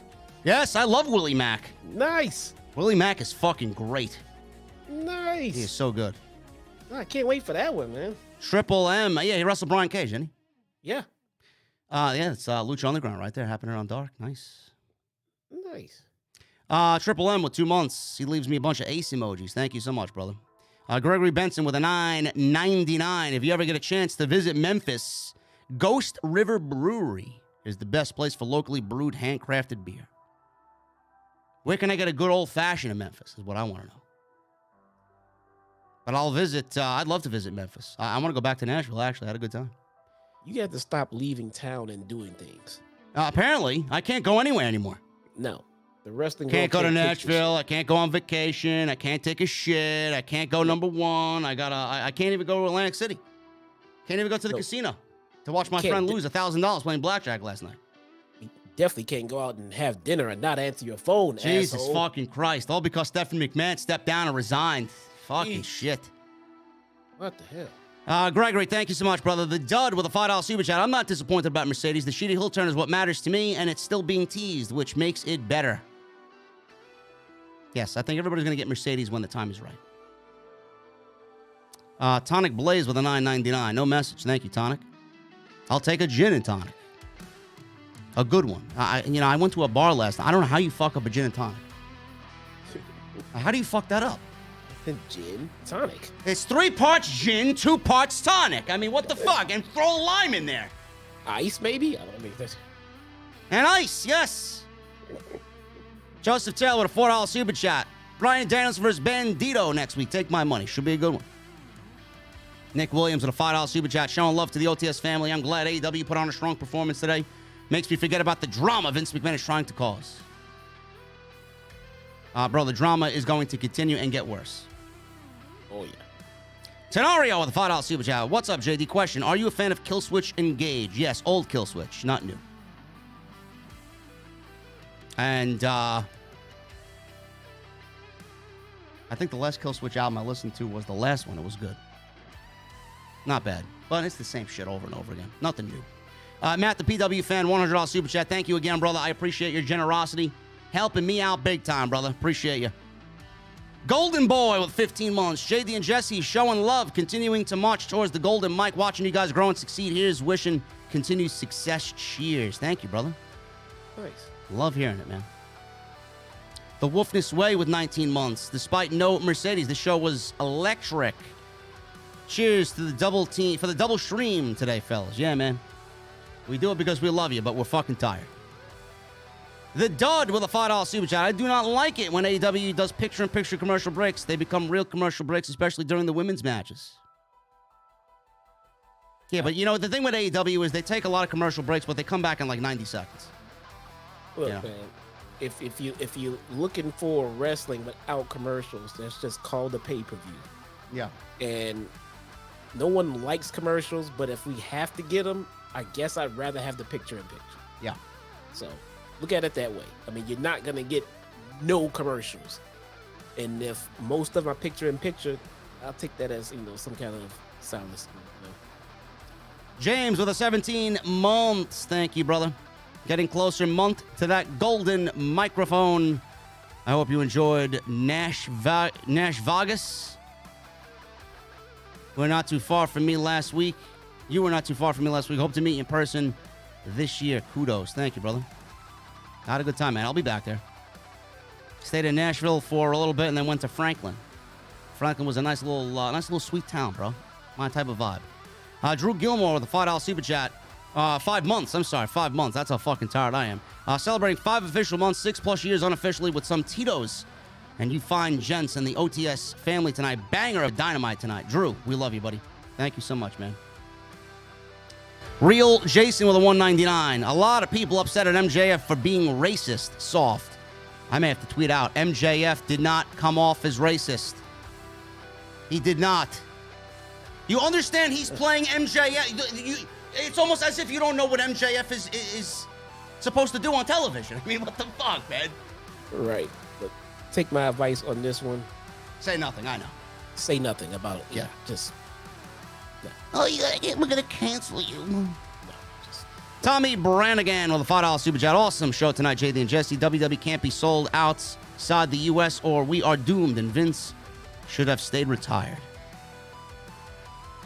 J. Ray with a $5 super chat. They're saving Mercedes Mone for Revolution, so everyone can calm down now. See, there we go. You've already got them started, bro. I mean, we don't know. We don't know. Nicholas with a 13 months. Who do you think Adam Cole will feud with first? It's a good question. Could be anybody. Who does? Why does it matter? Anybody in the ring with Adam Cole is a banger. Just get him on TV. That's all I care about. Yeah. That's all I care about. Basic with a $4.99. Vince is trying to outdo himself. He has gone from screwing Brett to screwing the entire wrestling community. The legendary Llama's butthole. First off, Brett screwed Brett. Right? I don't know about that. I think Vince is responsible for a lot of shit. The people screwed the people. Brett screwed Brett. Golden Boy with a $5 super chat. I might be wishful booking here, but how about Cole, Juice Robinson, who's there? And Jay White, whose contract is up in New Japan. Maybe BC versus the Elites. Wow. Hey, I'd like to see that. It's a possibility. That's why we said Adam Cole, or rather Jay White, is better fit for AEW than he is WWE. You need something special for Adam Cole when he gets back. Anthony Hayes. Hey, guys, I was wondering if and when MJF does decide to leave AEW, who will the likely candidate to take it from him? You mean the world title? $5 super chat. Anybody, bro. Darby, Ricky Starks, Wardlow. Why? I mean, he hasn't even defended the title yet against anybody outside Ricky Starks. Why are we talking about him losing? So to answer your super chat, nobody. Basically, right now, no one. But at the time when it comes, it's gonna depend on who they have built up at the moment. To pick somebody right now, I can just tell you right now, they're not ready. No. Whoever you pick right now, they're not ready. No one has been built up enough to take down MJF in his current state. So. Stretch Dollars, 7-month VIP. He leaves me a LTB long-term booking emoji. Thank you, brother. $4.99. JD, add Cobra Kai to the list. It's really good, says QM Rage. You're not seeing Cobra Kai. I don't know, bro. Yeah, listen, man, I'm not watching Cobra Kai. The next thing I watch is going to be the rest of Yellowstone, and The Last of Us is out on HBO Max in 1 week. Have you watched The Sopranos yet? No. Do you need it? I mean, I have it. Do I need The Sopranos? No. You have access to it. Yes. So you're just stupid. Is that what it is? It is what it is. Bomb in the chat. I neglect a lot, bro. Oh, my goodness. Angel Alaga with a $125 super chat. Oh, my goodness. Great Dynamite tonight. JD, as always, love your streams, especially with Jesse. Also, as a WWE fan, I am disgusted with the return of Vince, that senile, horrible person who just only cares about himself. It's Vince McMahon, bro. He's fucking Satan on planet Earth, bro. Everybody is just up in arms about this, man. I don't know. Man. Angel, listen, man, it's going to get worse, brother. Just anticipate the worst, man. I don't know what else to tell you about Vince McMahon. I prepped you guys, and I've gotten you ready for the last 7-8 years, man. You know what to expect. He gets what he wants. It's all over. J. Ray with a $5 super chat. The contract that the Saudis have with WWE Crown Jewel states that if WWE were to sell before 2028, the Saudis would have first rights to buy the company. I mean, do you have access to this contract? I mean, that's the first I'm hearing of that. Yeah, I mean, you say so. I mean, sources. I need sources, Jay Ray, and I don't mean bro. Trust me, sources. Book of Eli with a $5 super chat. Were either of you expecting someone to get involved in the main event tonight? No. I expected the Elite to win the Trios Championships. Yeah, that was pretty much about it. If anything, maybe House of Black with a stare down. Yeah. But, I know some people are like, oh, Adam Cole's going to ruin the Elite. It's a possibility, but I prefer him solo. And a babyface, Adam Cole should be great. I don't want to see AEW be all about the Elite. Yeah. I don't want to see that. Now, I hope they don't go that route. I know they're important parts of it, but the whole thing, I don't want to see the Elite become like the bloodline of AEW. No. You know what I'm saying? Jedi Joker, $5 super chat. JD, you seriously have to watch Cobra Kai, man. It's really good. Also, you and Jesse not liking Star Wars is a violation. LOL. Any specific reason why? Yes, because I don't really like sci-fi. Me either. To be honest, I'm not a sci-fi. I'm not a sci-fi guy. I mean, my family was never really big into Star Wars either. They tried to grow us up on Star Trek, and the Jean-Luc Picard, Star Trek: The Next Generation. But other than that, man, not really big on sci-fi. I like my sci-fi movies. Alien and Aliens. Ridley Scott is two of my favorite movies ever.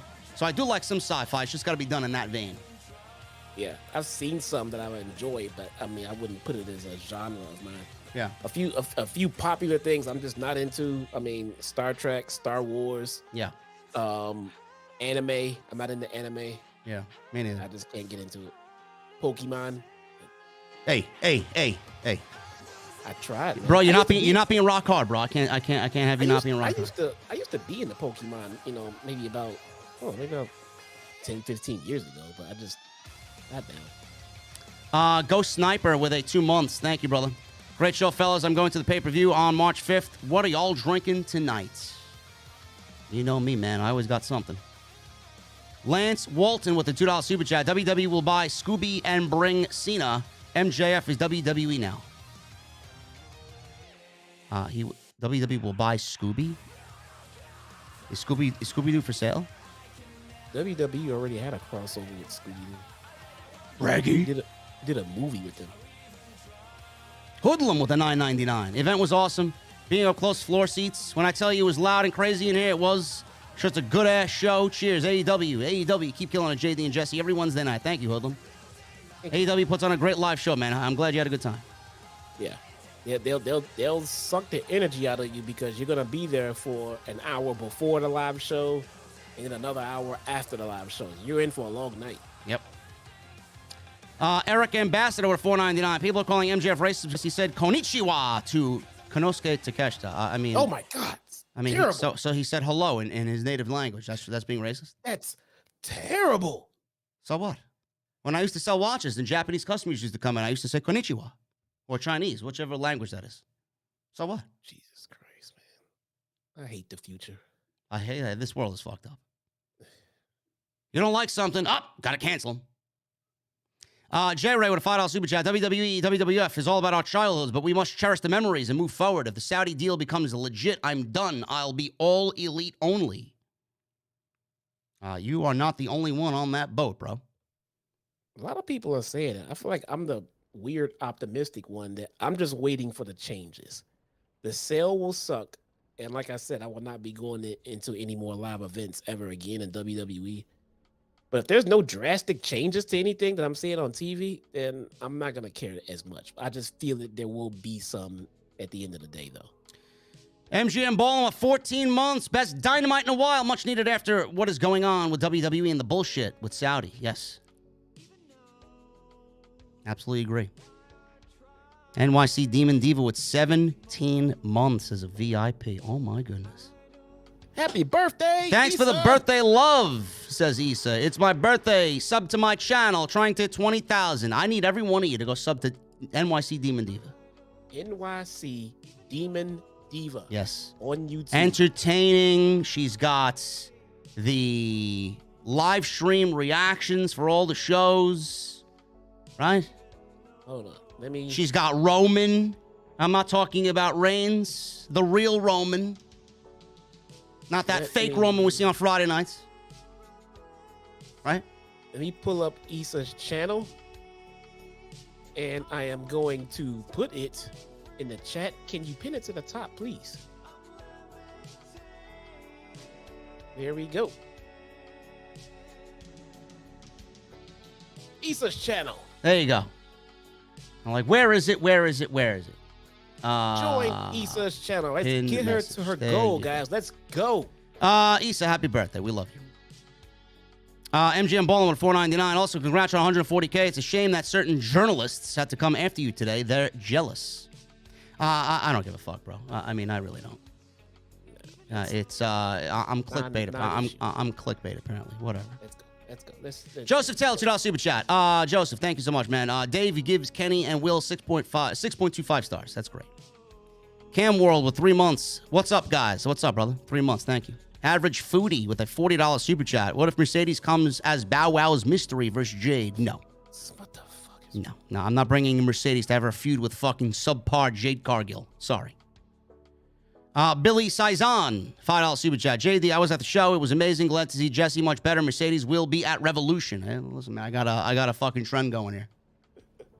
See, here we go. Cody Snyder with a $5 super chat. Great show. As always, OTS, get some rest. I'm going to do the same. You know it. And Baby Shaq with a $4.99 super chat. Thank you, Baby Shaq. Just hit 8 months here. WWE and Vince McMahon is dead. Triple H might be next to be gone. AEW was a great show. Thank you. Appreciate you, Baby Shaq. Thank you for 8 months, man. Jesse, we're about to get out of here, man. You are going to be relieved of your duties in a little bit. Woohoo. Guys, thank you. Thank you so much, guys, for hanging out with us here tonight inside the OTS venue. Christy Wilson with a $1.99. I think Mercedes shows up at Revolution. See what? I got a trend started. There you go. Guys, listen, man. Go check out that live stream from earlier. Very informative stuff. We got a lot of discussion to be talked about there. Sean Lee with a new membership. Oh, my goodness. Sean Lee, what are you drinking tonight, motherfucker? Happy birthday, Issa. There you go. Go check out that live stream from earlier, guys. A lot of topical discussion, a lot of great discussion. We had 4,200 people in the venue earlier today. Excellent stuff. And it's on the homepage. Go check it out. Make sure you guys follow me on social media at JDfromNY206. That's Twitter, Instagram, TikTok, and Cameo. Make sure you guys continue to support on social media. We are going now towards 49,000 followers and just hit 140,000 subscribers on YouTube. Hit that subscribe button down below. Turn on the bell for notifications. And next time you see me, I will be live on Friday night with SmackDown, and maybe I'll watch Rampage. I'm hearing Rampage is getting a little better. What do you say on that, Jesse? Is it getting better? It was impossible to get much worse. There you go. There you go. Okay. I may watch Rampage on Friday night. We'll see what happens.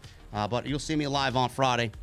And as always, guys, please hit that thumbs up. We have 875 likes. I need 125 more for 1,000. Can we do that? I would really appreciate it. It helps me out tremendously and gets the podcast in new eyes, in front of new eyes, and in front of new ears as well. So please hit that thumbs up and help me out on YouTube and take care of us with the algorithm. Guys, I need those ace emojis in the chat. I need those rock on emojis. I should make a rock hard emoji. Rock on emojis. What the fuck? Mustang emojis in the chat. And when you hear it, guys, that music, when that guitar solo comes in, I'm going to need that music on max. See you guys Friday, right here on Off the Script for SmackDown inside the OTS venue. Rock hard. I'm rock hard, bro. I'll see you guys on Friday. See you guys later.